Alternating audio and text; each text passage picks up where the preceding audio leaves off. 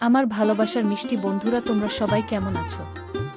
আমি জানি তোমরা এই গরমে একটুও ভালো নেই। তাই তোমাদের মনকে শীতল করতে আমি লামিয়া চলে এসেছি নতুন একটি মজাদার গল্প নিয়ে। আজকের গল্পটি শুনলেই তোমাদের পাইপ দিয়ে জল বের হয়ে যাবে। তাই গল্পটি শোনার আগে অবশ্যই হেডফোন ব্যবহার করো। আমার ভাইয়া চিকিৎসার জন্য ব্যাংকক গেলেন। ভাইয়া ব্যাংকক যাওয়ার পর ভাবি অফিসের নাম করে রোজ রাতে কোথায় জানি যাইতো। আমি মনে মনে ভাবলাম, ভাবি এত রাতে কোথায় যায় এটা আমার জানতে হবে। আর জানতে গিয়ে যা দেখলাম তা দেখে আমার হুঁশ হারিয়ে ফেললাম। তাহলে বিস্তারিত বলি। সুখের সংসার ছিল কবিরের। বাবা মা, তার স্ত্রী নিপাকে নিয়ে মধ্যবিত্ত একটি পরিবার ছিল তার। ছোট কোম্পানিতে একটি চাকুরি করত সে। তারপরও সুখের কোনো অভাব ছিল না। কবিরের একটা ছোট ভাই ছিল, খুব দুষ্টুমি করত। কবিরের ছোট ভাই এইবার মাত্র 9-এ পড়ে। 9-এ পড়লে কি হবে, মুখে বড় বড় কথা বলে ফেলে, মুখে কিছু আটকায় না। কবিরের ছোট ভাইয়ের নাম ছিল মিন্টু বলে সবাই ডাকত। একদিন মিন্টু আমায় বলল, ভাবি আপনার কি লাগবে, আমি বাজার থেকে সব নিয়ে আসব। তুমি মাত্র 9-এ পড়ো, তোমার 1 টাকাও ইনকাম নেই, তাহলে তুমি আমার জন্য বাজার থেকে কি আনবে? আমি যা বলি তুমি তা এনে দিতে পারবে? তোমার কাছে কি টাকা আছে? ভাবি আছে। শোনো, আমি বাজার থেকে কিছুই চাই না, তোমার কিছু লাগলে আমারে কইও। কিন্তু সব হারিয়ে গেল এক কালো ঝড়ে। হঠাৎ অফিস থেকে আসার সময় একদিন অ্যাক্সিডেন্টে চোখের দৃষ্টিশক্তি হারিয়ে বসে সে কবির, মানে আমার স্বামী। চেতনা ফিরে পেলে নিজেকে হাসপাতালে আবিষ্কার করে কবির। কিন্তু চারিদিকে তাকিয়ে সবকিছু অন্ধকার দেখতে পেলে তার পরিবার তাকে জানায় অ্যাক্সিডেন্টে মাথায় প্রচণ্ড আঘাত লাগায় সে তার দৃষ্টিশক্তি হারিয়েছে। সেদিন কবিরের পাশে বসে নিপা অনেক কেঁদেছিল। তবুও কবিরকে এক মুহূর্ত ছেড়ে যায়নি। বাবা মার পছন্দে নিপাকে বিয়ে করেছিল কবির। বিয়ের পর হাসি কান্না আনন্দ অভিমানে ভালোই চলছিল কবিরের সাথে তার জীবন। কবির বারবার বুঝেছে বাবা মা তার জন্য সবচেয়ে ভালো কাউকেই বেছে এনেছে। সেদিনও অ্যাক্সিডেন্টের পর সেটাই প্রমাণ হলো। কবিরের সেবা যত্নে মাথার চোট ধীরে ধীরে সারল, কিন্তু মানসিক যন্ত্রণা কবিরকে ঘিরে ধরল। সংসারের একমাত্র উপার্জনক্ষম ব্যক্তি কবির। এখন কিভাবে তাদের মধ্যবিত্ত পরিবার চলবে? কবির কতদিন যে নিপাকে বলেছে, নিপা আমি বলি কি তুমি তোমার বাবার বাড়ি চলে যাও, ভালো থাকবে। এই কথা দ্বিতীয়বার আর বলো না। আজ আমার যদি কিছু হতো, তুমি কি আমাকে ছেড়ে চলে যেতে? কি বলছো এসব? যেতে না তো? তাহলে আমি কিভাবে যাই? তোমাকে এই অবস্থায় রেখে আমি একা ভালো থাকবো?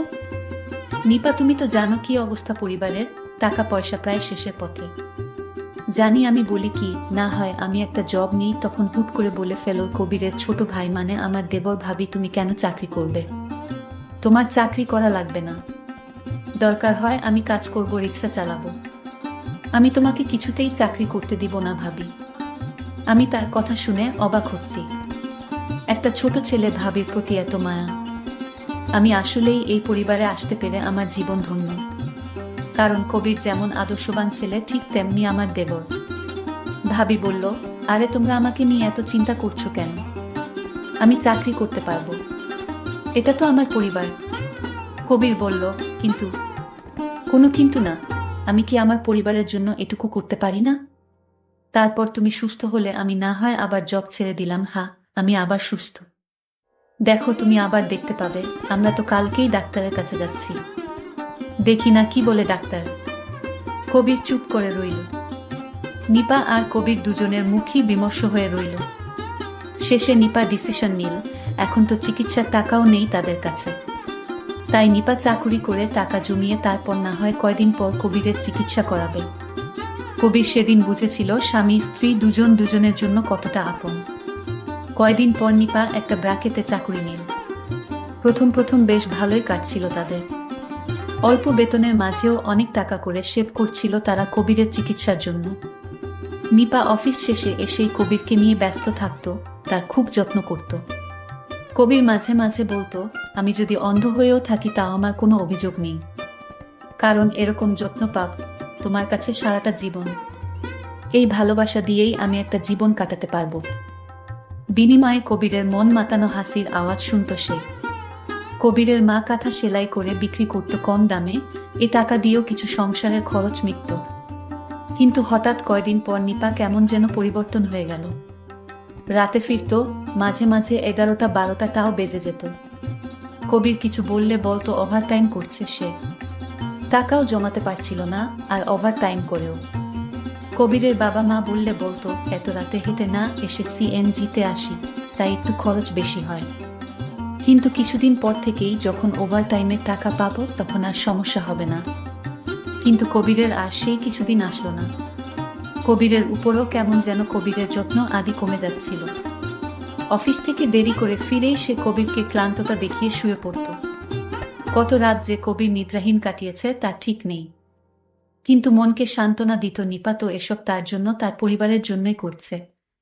কবিরের বাবা মা বৃদ্ধ হলেও বেশ বুঝেছিল কবিরের আশায় থাকলে ছেলের চিকিৎসা হবে না। একদিন তারা কবিরকে এসে বলল, বাবা আমরা কালকে তো ভিসা পাসপোর্ট করাতে যাব, সামনের মাসে তুই যাবি চিকিৎসার জন্য। কিন্তু বাবা এত টাকা তুমি কোথায় পেলে? তোর নানু মারা যাওয়ার আগে তোর মায়ের নামে কিছু জমি লিখে দিয়েছিল, সেটাই আজ বিক্রি করে এসেছি।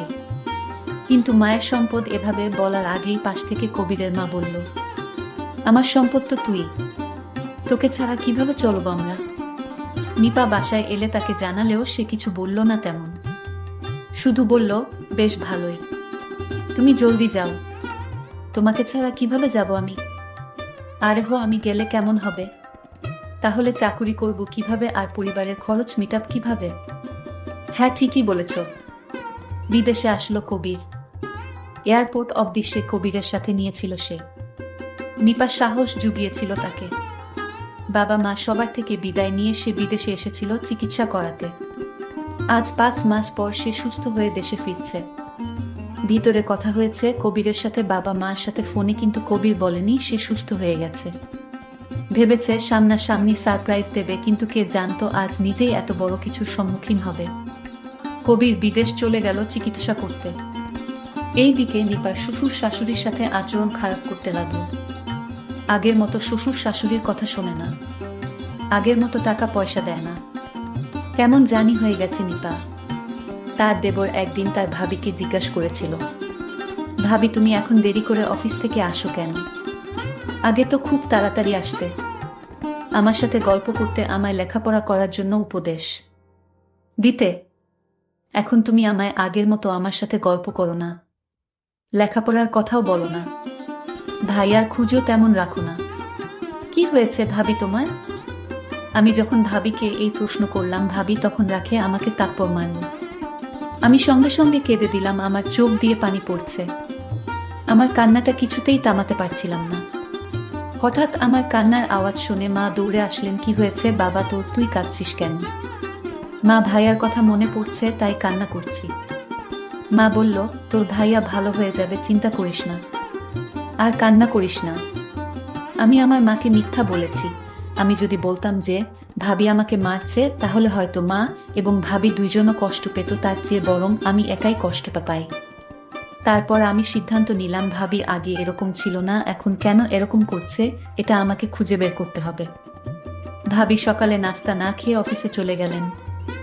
আমি ভাবিকে কিছু বলিনি, কিন্তু আমি ভাবির পরে আমিও গেলাম। দেখি ভাবি কোথায় যায়। আমি অনেক দূর থেকে দাঁড়িয়ে দেখলাম একটা রাইস হোটেল ঢুকলো, আর এখানে ভাবি 2 প্লেট রুটির অর্ডার দিল। সাথে আরেকজন ছিল, সেটাকে আমি চিনতে পারিনি। শুধু দেখলাম ভাবি তাকে নিয়ে একসাথে রুটি খাচ্ছে আর গল্প করছে। আমি দেখে বাসায় ফিরলাম। আমার মনটা খুব খারাপ হয়ে গেল। আমার মা জিজ্ঞেস করলো, বাবা তোকে এরকম মনমরা দেখাচ্ছে কেন? মা কিছুই হয়নি, মাথাটা ব্যথা করছে তাই শুয়ে রইলাম। আমার মা আমাকে বলল, বাবা তোর ভাইয়াকে বাঁচাতে আরো 2 লাখ টাকা লাগবে। কেন মা আরো টাকা লাগবে? এত টাকা এখন কোথায় পাবো? আচ্ছা ভাবি তো এখন অনেক টাকা বেতন পাচ্ছে চাকরি করে, ভাবি আসুক দেখি কি করা যায়। বলতে বলতেই ভাবি হাজির। ভাবিকে বললাম, ভাবি ভাইয়াকে সুস্থ করতে নাকি আরো অনেক টাকা লাগবে। ভাবি তুমি তো চাকরি করছো, কিছু টাকা দাও ভাইয়াকে সুস্থ করে তুলি। ভাবি বলল, আমি কয় টাকা বেতন পাই যে আমি তোমার ভাইয়াকে দিব? যে টাকা বেতন পাই সে টাকা আমার নিজেরই হয় না। এমন টাকা টাকা করবে না বুঝলে। আমি ভাবির কথা শুনে অবাক হলাম। যে ভাবি একদিন এই সংসারের সকল খোঁজ খবর রাখত, আর সেই ভাবি কিনা সংসার থেকে দায়িত্ব ছেড়ে দিতেছে। বিষয়টা খুব দুঃখজনক। কিন্তু ভাবির এমন পরিবর্তন কেন হলো এটা আমাকে জানতেই হবে। এটা না জানা পর্যন্ত আমার পেটের খাবার হজম হবে না। পরদিন ভাবি যখন অফিসে গেল তখন আমি লক্ষ্য করে গেলাম। ভাবি অফিসে না গিয়ে দেখলাম একটা নির্জন জায়গায় গেল। সেখানে আমি দূর থেকে লক্ষ্য করলাম ভাবি যেন কার সাথে কথা বলছে, হাঁটছে। আমার ভাবিকে কেন জানি সন্দেহ হলো। ভাবি এখানে কেন এলো? তাহলে ভাবি চাকরি করে না, চাকরির নাম করে বাসা থেকে বের হয়। এসব ভাবতে ভাবতে বাড়িতে চলে গেলাম। বাড়ি যেতেই মা বলল, বাবা তোর ভাইয়াকে কে জানি টাকা দিয়ে দিচ্ছে, তোর ভাইয়ার সমস্ত চিকিৎসা কে জানি করাবে, তোর ভাইয়ার বন্ধু হতে পারে। আমি মাকে বললাম, মা সত্যি বলছো? সত্যি, তুই আসার আগেই ফোন করে জানিয়েছিল। আমি শুনে খুশি হলাম, কিন্তু আমার মা আমাকে জিজ্ঞেস করলেন, বাবা তুই মনমরা কেন? না মা, আমার কিছু হয়নি, এমনি কিছুই ভালো লাগছে না। হাত মুখ ধুয়ে আয়, আমি খাবার দিচ্ছি। খাবার খেতে মন চাচ্ছে না, তবু মায়ের মন রক্ষার্থে খাইলাম। দিন দিন ভাবি কেমন জানি হয়ে যাচ্ছে, এই চিন্তা আমার মাথা থেকে সরাতে পারছি না। কি করি? কিন্তু একটা কথা মাথা থেকে নামাতে পারছি না, ভাইয়াকে এত টাকা কে দিল? কি অদ্ভুত ব্যাপার। হঠাৎ ভাবির কণ্ঠ শুনতে পেলাম। মা বলল, বুমা অনেক পরিশ্রম করে আসছো, কিছু খেয়ে নাও। না মা, আমি খাবো না, আমার খিদে নেই। এই বলে ভাবি রুমে গিয়ে শুয়ে পড়ল। তো আমার কিছুতেই ঘুম আসছিল না, মাথায় চিন্তা আসছিল। ভাবি আসলে কি করে, ভাবি এমন হলো কেন? হঠাৎ ভাবির রুমে এক শব্দ পেলাম মানুষের। আমি ভাবির রুমে উকি দিয়ে দেখি কেউ নাই।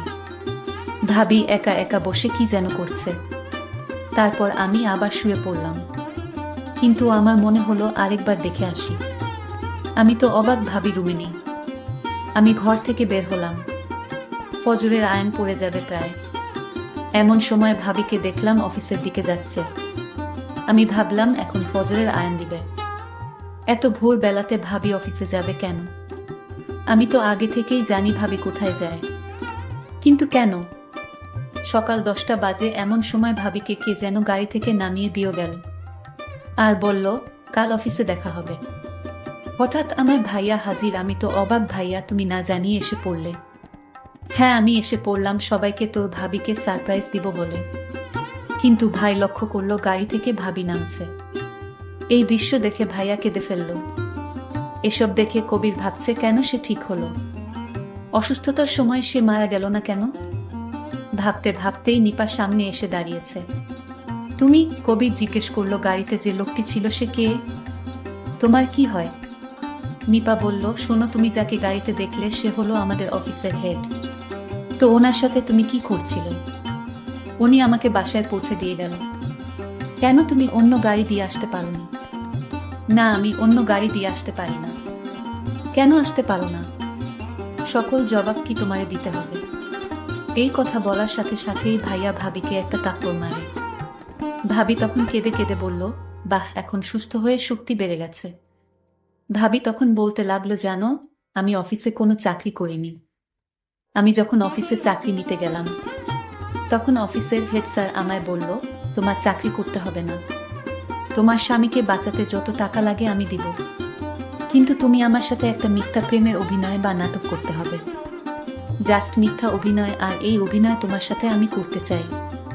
তুমি যদি আমার সাথে মিথ্যা নাটক করো তাহলে আমি তোমার স্বামীর সকল খরচ আমি দিব। আমি হেড স্যারকে জিজ্ঞেস করেছিলাম, স্যার আমি আপনার সাথে অভিনয় বা নাটক করলে আপনার লাভ কি?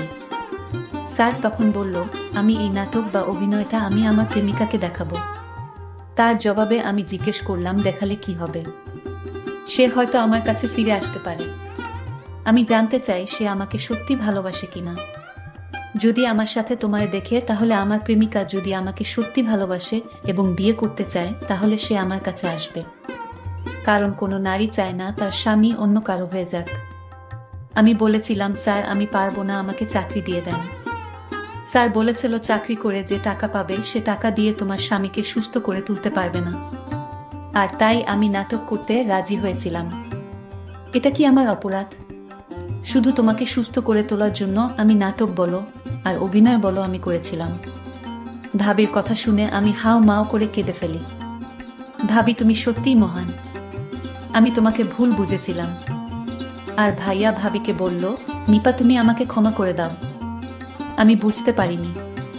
নিপা বলল, স্বামীর পায়ের নিচে স্ত্রীর বেহেশত। আমার ভুল হলে আপনি ক্ষমা কইরেন। প্রিয় বন্ধুরা, প্রতিটি ঘরে এরকম আদর্শবান স্ত্রী থাকলে আমাদের সমাজটা অনেক সুন্দর হয়ে যেত। আজকের গল্পটি কেমন লাগলো তা অবশ্যই কমেন্ট করে জানাবেন। ধন্যবাদ সবাইকে।